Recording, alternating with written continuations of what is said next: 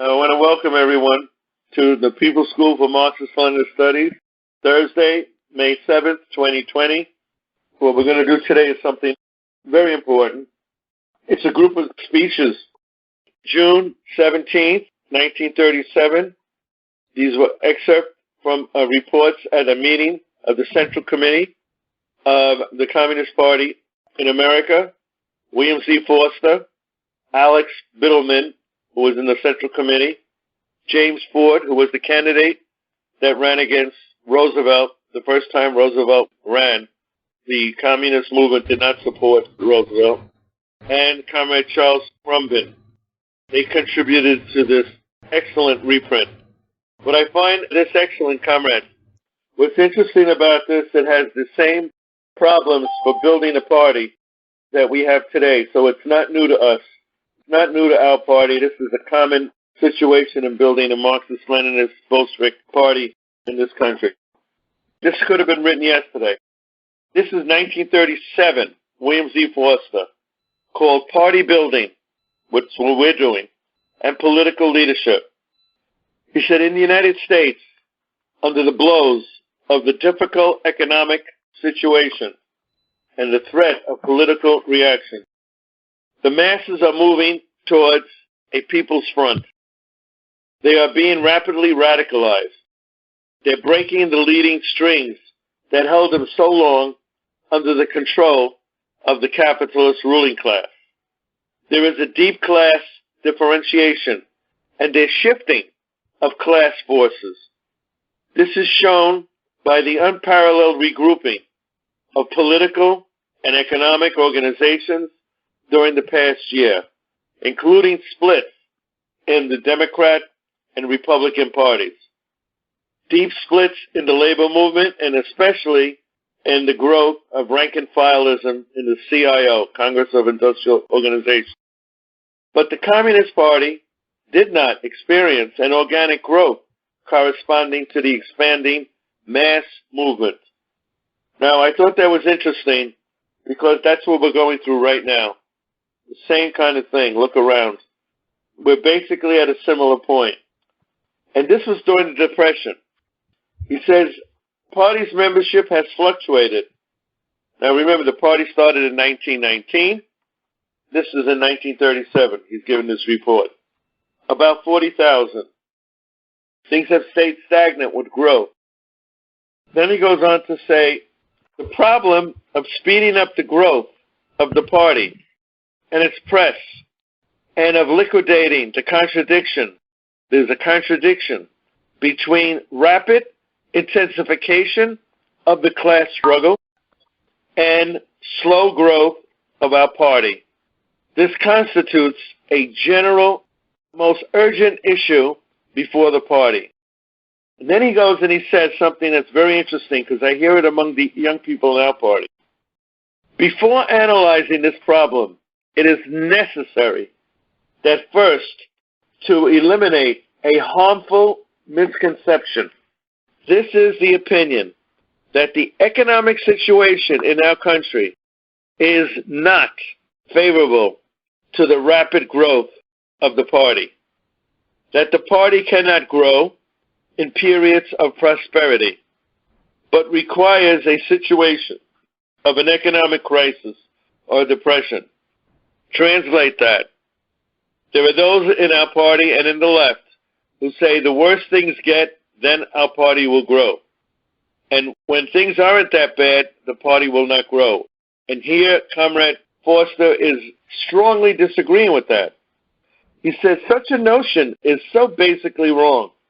The growth of a communist party is conditioned by a whole complex of different factors, not the economic question alone. When the groundwork is at hand for a rapid expansion of a communist party's strength and influence, therefore, if the party is not growing faster, then the reasons are not to be found in unfavorable objective situation, but in other factors, which we shall develop as we go along. Then he goes into the second chapter. Review of organizational conditions and methods Comrades, this is the reason why we concentrate on organization so strongly in our party. This is the reason why the organizational department and the org-sec of that department is considered in high regards, and their position is very important. I'll go back to what Comrade Foster said in 37. The party as a whole needs greatly to improve its organizational work. It says it right there. Its recruitment, its integration, there's the word, of new members goes without saying. There is a gross neglect of this fundamental question. Without definite improvement in this vital work, all talk of building the party will remain fruitless. Number one, a greater organizational consciousness. The party needs further education in the necessity of carrying on systemic, that means continuous, party organizational work. There has been too much reliance placed on just agitation, and we hear that among some of our comrades today. The regular building of the party is left largely to spontaneity, not to planned work, but to spontaneity. This situation must be drastically corrected. The whole party membership must be made acutely organizationally conscious and educated never to forget that the building of a great mass party is the center of all our activities. Party building must be made the central issue everywhere and at all times throughout the party. Next thing, B, and then I'm going to open up for questions. Intensified preparation of our cadre. The cadre question must be reshaped in view of the present situation. The whole system of training of cadre must be broadened, and it must be speeded up to satisfy the current great demand for trained personnel created by the growing mass struggle and multiplying activities of our party. It must be especially directed towards producing new types of cadre demanded by the new mass organizations. All party schools must be extended. We must especially adopt a bold policy of promoting comrades to do responsible work. I hope everyone is listening to this. This is part of the situation we're going through right now. And thus bring out their latent abilities. Every comrade has abilities. Our job is to help bring them out, while stressing the great importance of cadre question.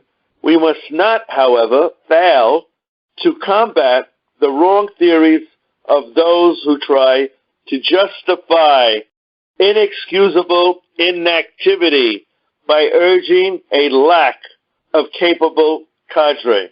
In other words, there are those who say, we don't have the people around. And I've said this myself many times. We don't have them right now. We will have them soon.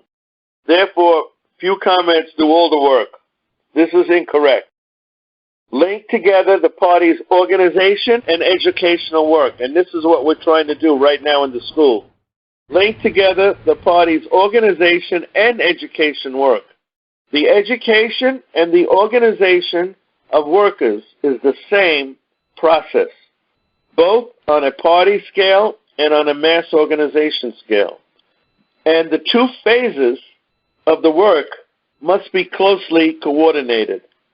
The combination of the two former separate agitprop and organization departments into the educational organizational department is an important step forward in the method of party building, and the full logic of it must be developed throughout the districts, throughout our districts. This department should study the methods of agitation and organization used by various other organizations.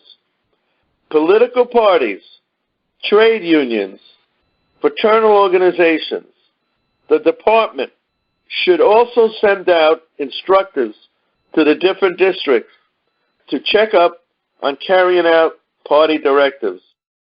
And the last thing before I ask the questions, connect party recruiting with the mass movement. Party building must be made an organic part of every mass campaign of the party. The education organizational department must concern itself directly with the planning of our mass work and weave it into the various tasks of party building. Before, party building has been considered too much as a separate party activity, detached from actually mass work. Thus, for example, during the recent election campaign, we had many big mass meetings. They were held. Radio speeches were delivered. Remember, this is 1937. Literature was distributed, in which no appeal at all was made to draw workers into the ranks of our party. The party must also fight energetically against what he called stages theory of organization, which is that first we build the mass movement, and I should be criticized of this myself, that first we build the mass movement and later we build the party. Party building must be a continuous process, proceeding simultaneously with the development of a mass campaign, and must not be the object simply of occasional party recruiting drive. The Party Organizer was a publication that dealt with recruiting. Inner party line, that is, dealing almost entirely with purely party affairs, and should also concern itself directly with all important problems of the mass organizations, linking the party building with them. And I'm going to stop right there. This is very prophetic, comrades. I don't know if you realize it. The younger comrades may not realize it. I hope some of the older ones do. If anybody wants to have a discussion, a short 1-minute contribution, this is just as important as theory. This is very timely. It can be written right now. We'll definitely reprint this and we'll get it out on the internet. And he keeps saying the education organizational department. In our party, they're separate. Right, exactly. They combined it. They combined education and organization. He's saying that's the way to go. That's correct. I'm glad you saw that. You're reading this, and I'm just like snapping my fingers because this is so good. One of the things that has been completely, purposely obfuscated by the powerful forces in this country is how much nitty-gritty work it takes to make organizations successful. People want to think that it's just moving people into the streets and doing these mass things, but that is not what actually gets things done. We have to focus on the nitty-gritty, not fun, not glamorous work of doing paperwork, of creating structure, of organizing and educating our cadre, or we're not going to get anything done. I love that we're reading this text. When you spoke, that's what I did when I read this. I started clapping my hands, and by myself. I'm saying this is the truth. And you're correct. We used to call it years ago, comrade, we called it the Jimmy Higgins work. All right? Meant it's not exciting, it's not glamorous, but it's the work that you need to do to build the union local, or to build a party, or to build an organization. Correct. You're right on. We cannot first build the mass organization and then assume that everybody's going to build a party. He said we have to build them simultaneously at the same time. So Henry Winston, who many of the people don't know on this phone, was around when I was in the old party. He made a statement, and he must have got it from the past, because here's what he said, and I'm talking about in the 70s. He said, and this was written in 37, Henry Winston said, he was the national chair of the CPUSA. He said, you build the mass movement. By doing that, you're building the party, whether you realize it or not. When you build the party, whether you realize it or not, you're building the mass movement. I hope this answers your question, comrade. You mentioned at the outset that the Communist Party did not support Franklin Delano Roosevelt. So could you... The first time. Yes, I'll tell you why. That's very, very good question. When Roosevelt first ran at the first election, the party position was very understandable. For example, if you noticed, something was called the NRA, National Recovery Act. The party, I remember this very carefully studying my history. There was a picture of an eagle on their poster, the government poster. It was the same eagle. Coincidence? Could be. The same eagle as Germany at the same time was using. The German eagle was holding a swastika. The American eagle was holding arrows and something else. But it was the same looking eagle. A certain perspective of the eagle, the way the eagle stood. And that was one thing. The CCC, Civilian Conservation Corps, which Roosevelt administration put into practice. That CCC, what it did was took young people into the country. And who was doing the same thing in Germany? Hitler was doing that with the young people in Germany. He was taking them out to the forest in the nature program. So there was superficial similarities between the two. And that's why we were hesitant with supporting him. But as Roosevelt developed in his second term running for election and in his third term, the party supported him. He did take into his cabinet and into his administration on lower levels members of the party. People should know this. That's the reason why when the 1950s came along and you had Joe McCarthy hold up a list and he said, I have a list of communists in the State Department. I don't know if you ever remember this. Those of us who are too young, they may not know this. And the liberals came down on him like a ton of bricks. They say, why are you accusing young, idealistic, liberal people of being communists? Because communism was a negative thing. And the point is, Roosevelt asked communists for help because he saw the success of the economic system in the Soviet Union, when over here he was trying to get this country out of a depression. And they had a centralized, planned economy. So he did look to them. People like Frances Perkins, that name rings a bell. She was very close to the CP at the time. So the point I'm making is that there were communists in the State Department later on. So our answer is, so, that's good. Not bad. It's good. Yeah, the actual name of the act that you were referring to was the National Industrial Recovery Act. The symbol of that act was the blue eagle. The blue eagle was the bald eagle, which is the mascot of the United States, and it's on the dollar bill. And you'll see that it's holding arrows and olive branches. The blue eagle was declared unconstitutional by the Supreme Court, and it was stricken down by the Supreme Court, so that's why it wasn't implemented fully. Okay. That's a good point. Thank you. The eagle that you were talking about, and I know this from JROTC, it's holding an olive branch for victory and another for the arrows. The common perception is that it's peace or war, but that's not the case. The arrows it's carrying is a symbol that was stolen from the Iroquois, which the U.S. destroyed and subjugated and conquered. Basically, the statement is that together we are strong. It's from a myth from Hiawatha, who took an arrow from each of his warriors, brought them together, and couldn't break them with his hands. It's about you. Very, very interesting. I remember Hiawatha very well. Yes, on the shores of Gitchigumi, I remember. But, yeah, that's a very good analysis that you're giving. Okay, thank you. You were talking about FDR and supporting him in his second term, his third term, etc. And I had a question about that.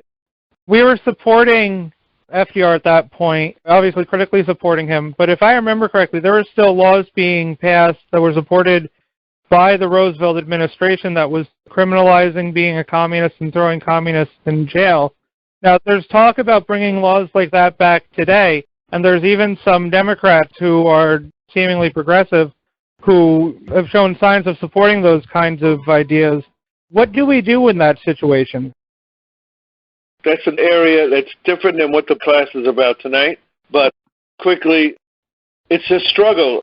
One of the things that we're going to reprint that we put out during the late 40s when the Cold War started and the early 50s, it's called Danger to the Bill of Rights and the Constitution. Now, the left normally doesn't look at that. They can't understand it, but yet the communists have, in the past, been the biggest defenders of the Bill of Rights and the Constitution. The Bill of Rights is the first 10 amendments to the Constitution, and it's been attacked over the years. Actually, it's been chipped away, is a better term, until it means almost nothing. But this pamphlet goes into it, and it explains how we have to be the defenders of the Bill of Rights. We cannot allow to be done by the bourgeoisie because they really don't care about the Bill of Rights. Remember that. I want everyone to listen to this attentively because this has to do with our party. New methods of party recruiting. Listen to this. The methods of recruiting new members into the party should be studied again with regard to a united front situation in the developing movement. Very often, prevailing methods of recruitment are just too narrow, too much confined to close party circles. Now, as I'm reading this, comrades, I'm thinking of what I've been doing and seeing if some of this is applicable to me. We must find broader approaches to the awakening masses and develop systemic efforts to recruit among them on the basis of their union, the basis of family, basis of friends, basis of neighborhood, and basis of fraternal organizations. Fraternal organizations are things like bowling leagues and things like that. Special attention must be paid to developing recruiting activities by all our contacts in the mass movement. That means in Lux, in MPD, in U.S. Friends of Soviet People, in Women for Racial Economic Equality. A better planning and checkup should be developed for all recruitment work. Reduction in membership fluctuations. Now, this is very important because we're going through this right now. On one hand, we have masses coming in. On the other hand, through the back door, we have some people leaving. And listen to what he said in 1937. Our efforts to correct the evil, he calls it evil, of membership fluctuation, through which we lose a large percentage of new members recruited yearly, must be based upon a united front situation of the party and the tasks of the developing mass movement. There must be a better distribution of tasks. Comrades, listen to this. There must be a better distribution of tasks, that means work, to new members. A more systemic education of these new members. A better dues collecting system. We need that too. A more thorough checkup on those who have dropped out of the party. Raising of the political tone of party club life. Next thing. Self-criticism, party democracy, and collective leadership. Improvement in all these elementary respects is necessary for the strengthening of a party, politically and organizationally. There must be a better examination made of our weaknesses, a franker, honest admission of errors. If we are to sharpen our policies and activities, a better combination of democratic procedure, very important, with firm communist discipline. You see how he adds the two of them together. A combination of democratic procedure with firm communist discipline. If we are to give the workers in the party, more of a feeling of active participation in the life of our party, and a more systemic development of collective leadership if we are to develop the best leading and the best working ability that our party has in its forces. There must be substantial improvement in the party's organizational methods along the above suggested lines is bound to result in a decided speed up of party building. It would result in such growth for our party and the strengthening of its influence on all fronts. The need of the betterment of our organization work, therefore, cannot be overstressed. After the next one, I'm going to open up to questions. I want everyone to hear this in sense of now, the new members especially, and those who have been in the party for a while, you are now in a cadre party, of a Leninist party of a new type. This is not like the Democratic Party, not like a radical group like PSL. This is totally different. Party building means better political work. Effective political work among the masses is, of course, basic to the building of a communist party. In this sense, the June resolution of 1937 of the Central Committee said, in this way, there's a quote, the party must guard against the danger of dissolving itself. Can you believe he's saying this? This is in 37. What happened in 43? It was dissolved, if you remember. He said, the Communist Party must guard against the danger of dissolving itself, liquidating itself, jumping into the general mass movement, either ideologically or organizationally. It must be separated. It must aim to become more and more the initiating. Parties should be the initiating, the organizing, and the unifying force of the people's movement. Our job is to have a magnifying glass that stresses our unity, not to stress the differences that we have, but to stress what we have in common. The gathering, organization, and recruiting center of the most advanced elements of that movement.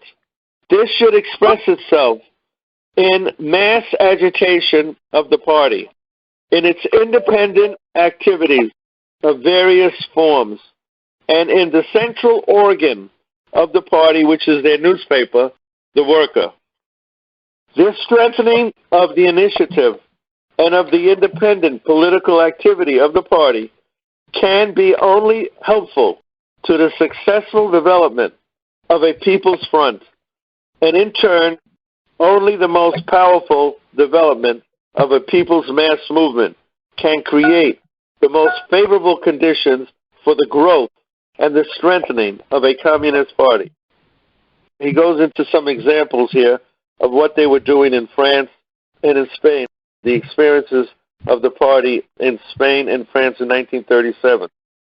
He says they had a strong people's front. We don't have that in this country yet. The left is so divided. We all know that in this conversation. So I'm going to stop right there. Anybody would like to say something? As a district organizer, I use this text for study once in a while.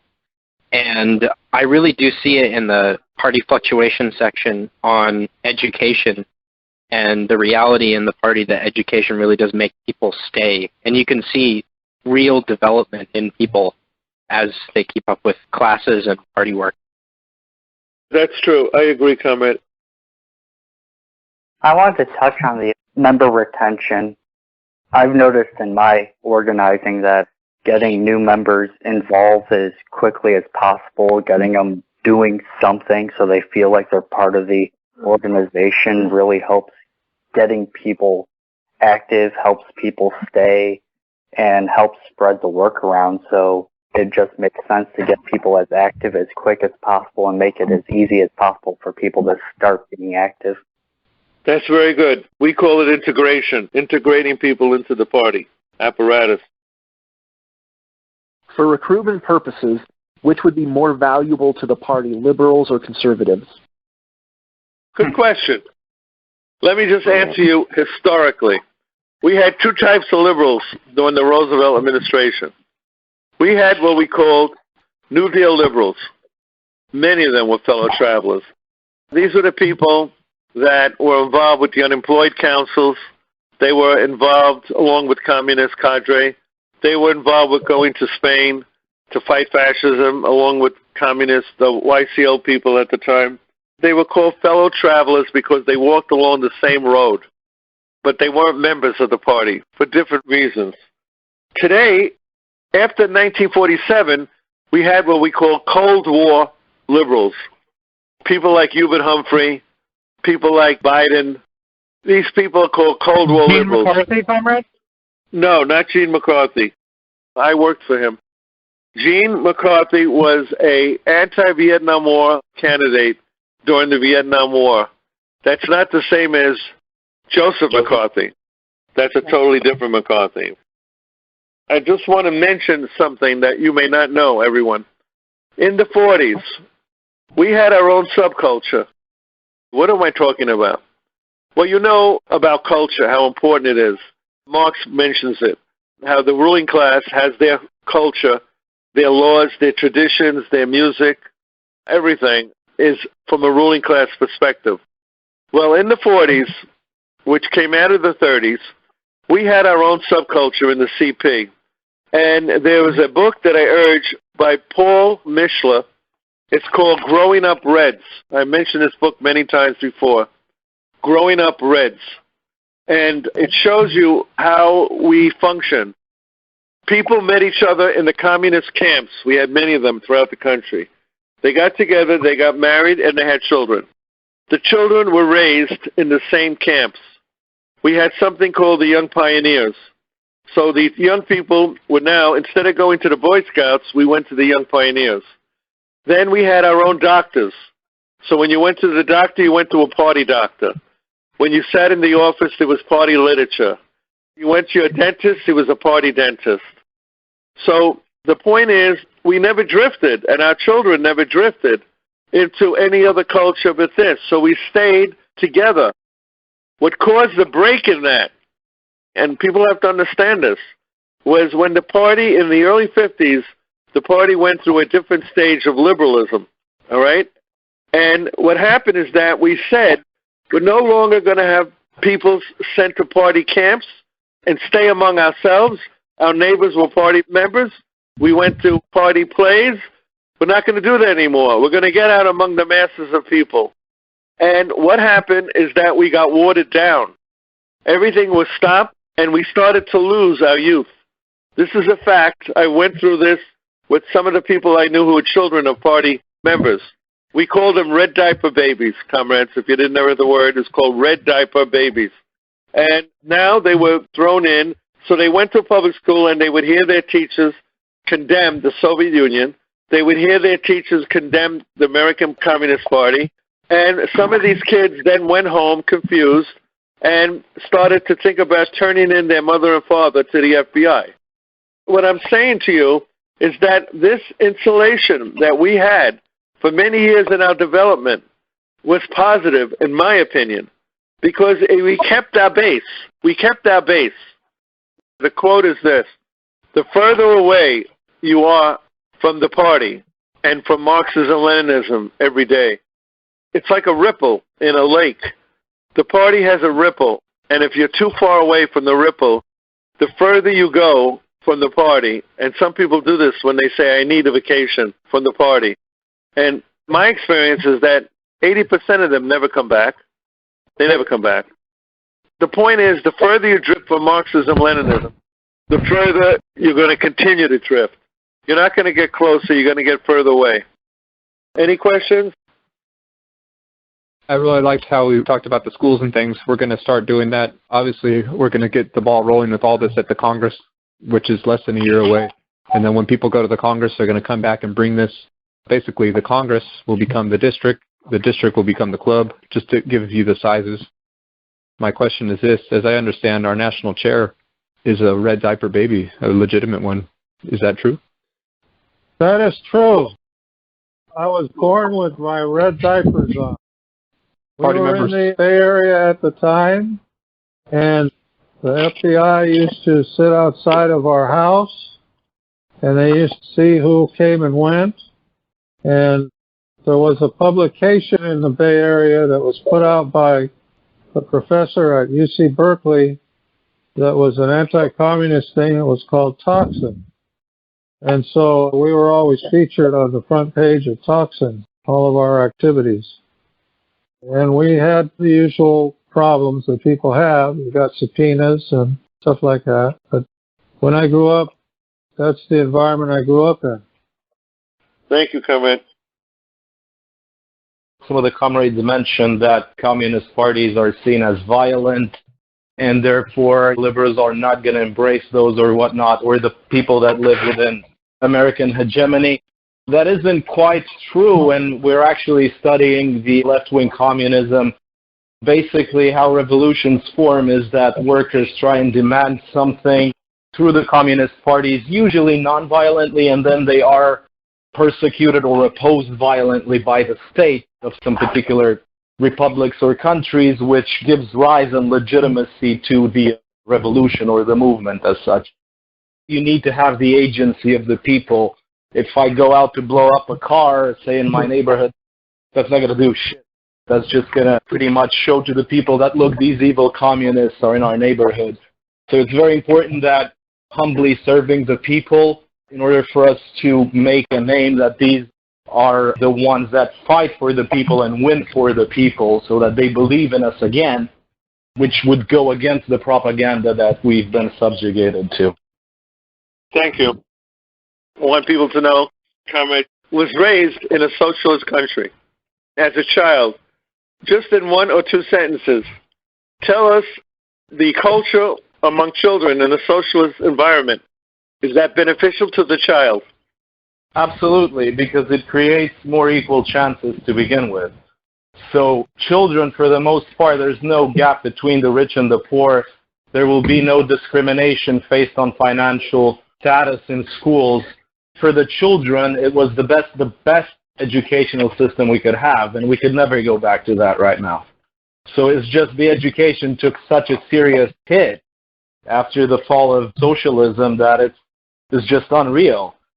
The emphasis they put on education, especially Ceausescu, I think he got the ideas of a small cultural revolution from Mao, but that's not the point here. It was absolutely great. We used to be held to very high standards. Uniforms were provided, free camps in the summer, food for the ones that couldn't afford it. It was, in what regards education, it was just amazing. It was a great achievement for humanity, I'd say. We even have free infant care and nursery in socialism, which is nowhere to be found, pretty much. Thank you, comrade, for that. Something very similar happened also in Israel during the 70s and 80s with the kibbutzes. For many of you who don't know what that is, it's just basically a cooperative farm, and it was the backbone of many Jewish socialists who immigrated to Israel. And as just pointed out about the raising of children, something very similar happened there was that it was hard for the parents to see the children being sent every morning or spending their days in the nurseries. But in the long run, it was very beneficial about cultural reaffirmation about their values. And so when differential salaries were introduced in the kibbutzes, and the kibbutzes became more integrated into the national economy of Israel, all that gradually disappeared and all their values. So I just wanted to piggyback. I just wanted to say that and make that comparison. All right, thanks. And I'm glad you mentioned that because I have something I want to tell people here on this phone call. I was brought up in Brooklyn. Brooklyn has a large Hasidim community. Hasidim is a certain sect in the Jewish religious community. Very different. They wear black. They have their own schools. They have their own dentists, their own doctors, their own summer camps. They run what we had, what the communist movement had, they do the same. And therefore, their children, they have a base of continuing the Hasidim beliefs and principles through the community that is closed off to the non-Hasidim community. So I think it works. I'm pretty sure it works. I've seen it work, and I just want to mention. We were talking about the Komsomol and bringing that back. Just as an example, comrade just had a kid. That kid's going to become a red diaper baby. We have a bunch of other comrades in the party who have children. We should absolutely set something like that up as soon as we can. And I brought this up many times, actually, that this is something that we should be working on.